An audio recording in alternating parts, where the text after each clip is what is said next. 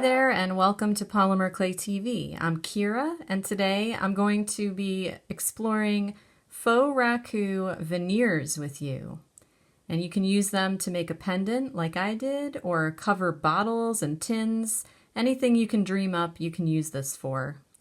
I wanted to show you an alternative method for creating a faux raku.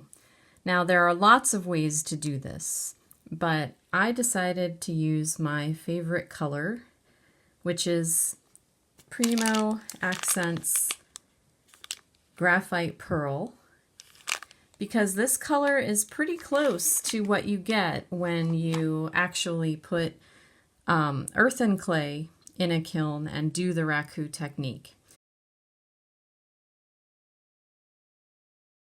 If you don't know what that means, it is a firing in oxidation.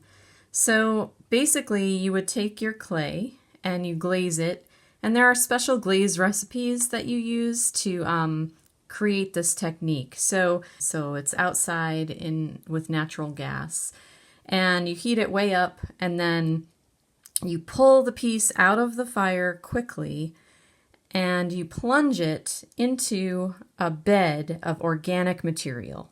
So a lot of people will use hay or different kinds of wood chips, newspaper, anything that's going to burn.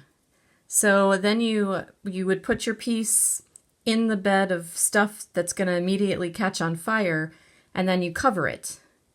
So a lot of people will use like a tin can, like a trash can that has a cover. And what you're doing then is smothering the fire and making it really smoky in there. And the clay will often turn out to be this color, sort of a metallic looking gray. So what I've done here, this is a journal, it's a book, and it's pressing on a piece of clay with paper, and you can see the leach marks. There's paper that has been sitting on there for a couple of days to leach the plasticizers out of the top layer of clay. And I rolled this to a number 1 thickest setting on my pasta machine, and then I doubled it up. So it's a fairly thick chunk of clay. And because I want to do a couple of different colorways, I'm going to cut it in half. So one I'm going to do just the regular gray way, and the other one I'm going to add some color to, because a lot of times you'll get what's called a flash, where some bit of that organic material has something in it that causes a chemical reaction and it flashes color across the clay. So that's where you can see the copper reds and the purples and sometimes green, gold, all different colors come out. So we'll do one like it's raw clay and one like it's been flashed with something. So basically, I've been leaching this clay with the paper and the book for several days so that my top layer is going to be pretty stiff. And what that's going to do for me is cause clay that's going to want to crack. See that? Just from gentle pressure, the clay wants to crack. So the top layer is now sort of brittle. And I'm going to run this through my pasta machine in an effort to make that a crackle. So remember, this is 2 sheets thick, so I'm going to run it through the number 1 and see what happens. So here's what we got, just running it through once. And what I'm going to do now is back it with more clay, because I really want to force and emphasize the crackle. So I've got a piece of scrap here. It really doesn't matter what color you put behind it at this point, only that you are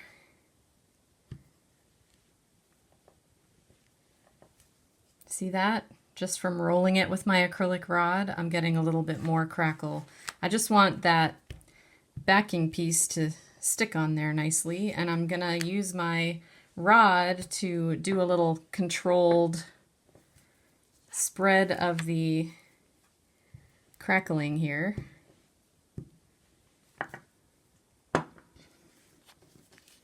And because this is a mica clay, we're getting darkness in the depth of those cracks, which is perfect. So now I'm going to run it through the pasta machine in this direction to spread these cracks even wider. And here is where I've ended up. Now you could keep going further, but I like what I've got here. It's like a subtle crackle in some places and a nice deep one in others. So I'm going to hold on to this piece of clay because, of course, eventually the goal here is to create some kind of project with it. And I think that I have enough sections that I like to make a nice raku. So I'm going to set that one aside. Now here's where we can have some fun. So I've got my Jewel Shimmer Pigments, which has the sort of bright gemstone-y colors, and I'm going to use the purple, the blue, the orange, and the red.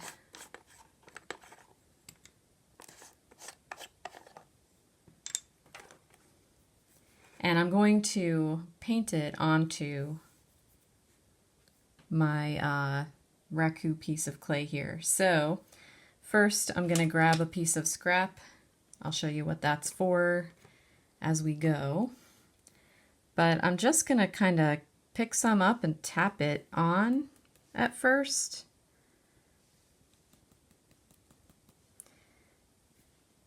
And I'm using the scrap to clean my brush. So I'm just dipping my brush and then tapping it off on the clay.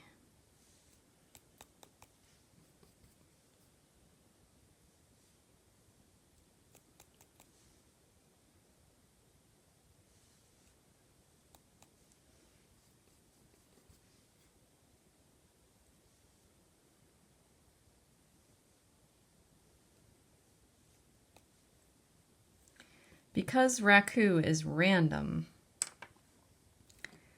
that's kind of why I did this. So now I'm just going to smear it with my finger. Pick up a little more if I lost it. Use that scrap clay to clean off. And if I need more, I can drop some more on there. I really like what's happening here. There's some blue and red. I like the bright orange in there. It reminds me of some raku that I recently saw at a street show.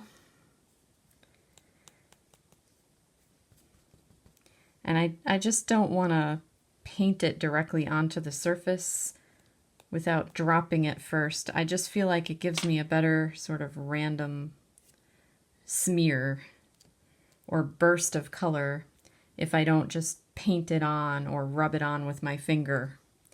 So I'm just going to cap these and show you what we've got. So you can go as heavy or light as you want with the various colors that you use. But I'm feeling pretty happy about this because I do want the gray to show in some places, and I feel like I've achieved that effect. So now I'm going to release this from the tile and do the same thing as the other one. I'm going to crackle it.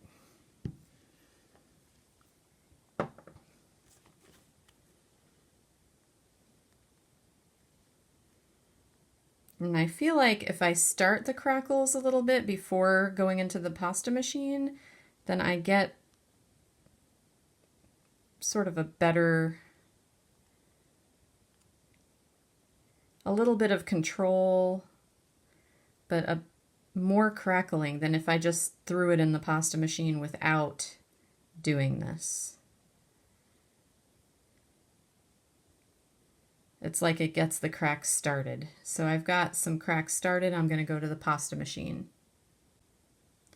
And now I've got some really cool effects. So I've got the bloom of the color going across and the nice cracks that come from just pre-crackling the clay and getting that mica to show up. Since I like what's going on here and I don't want to do too much more, I've made a thinner piece of backing clay. So it's a bit thinner than my #1 setting. I don't want to get rid of the smears of color by over crackling and making this piece of clay too big. So I'm just firming the pieces together and going to the pasta machine one more time. And now I've got this beautiful veneer. So if you look over here, it's got this bloom of orange and red going across the surface. Over here we see some purple coming out. There's purple and blue in this area. It's really pretty. So there are several areas that I can pick from. And then I have the plain, darker looking gray also. Now, no raku would be complete without a granite white, kind of flecked white color. So basically what you want is a strongly white lump of clay with some gray in there to get this effect. So after rolling it out a couple of times, I've got this sort of gray, schmeary, marbly looking thing that I will use now as part of my veneer. So I've gathered up my colorful veneer and my plain one and the gray, a piece of black, an accent color, and now I'm going to just build a little bead. So I've got a piece of scrap for the back, and I've got a cutter, and what I'm going to do is just test my theory here and make sure that this is big enough for the cutter, and it is.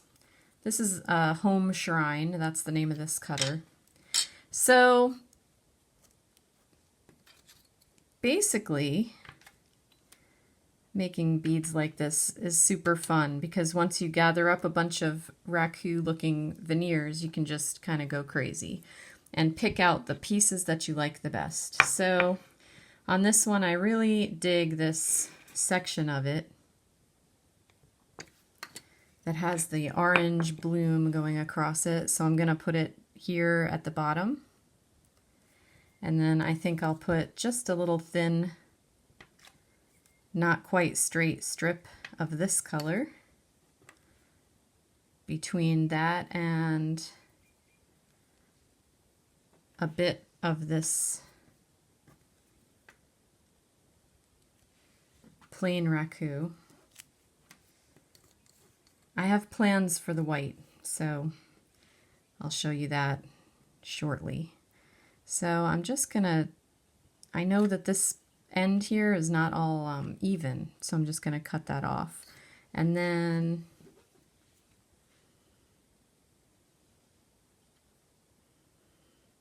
probably cut just above this chunky bit of section where that started to become very cracked.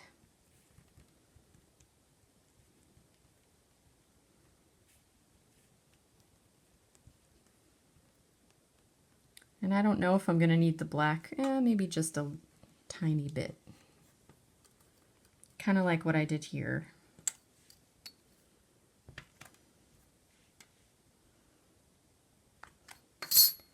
Just the thinnest strip going across.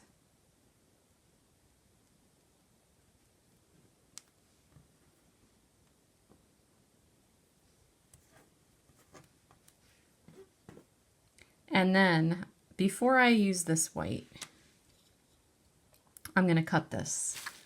So I'm going to lay plastic wrap over it so that I get a nice beveled edge. And I'm going to just cut through all the layers.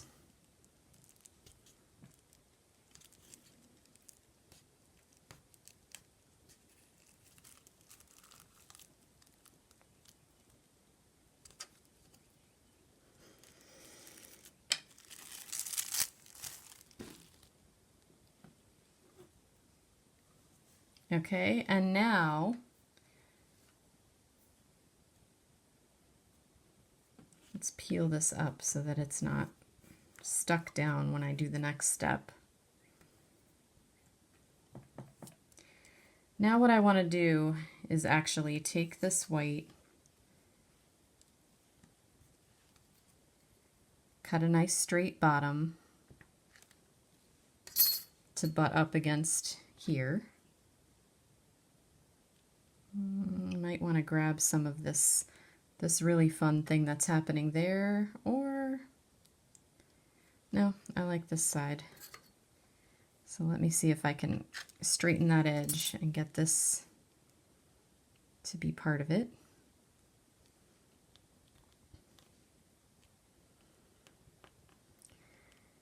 And instead of bevel cutting it, I'm going to rip it and tear the edges.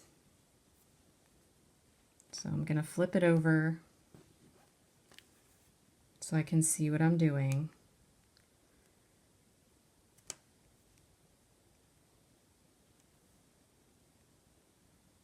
And tear it off.